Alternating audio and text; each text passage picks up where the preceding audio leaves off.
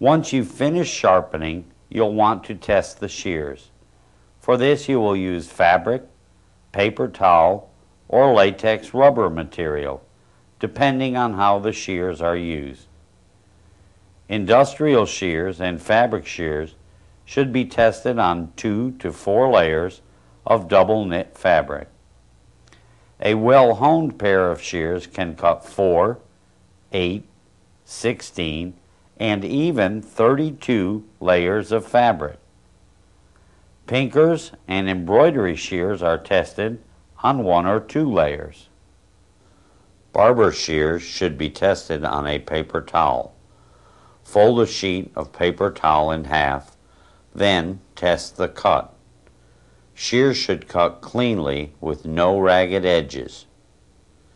If you know a barber or stylist, you can get a supply of clean hair to use for testing. Barber shears should cut through hair without pushing or folding.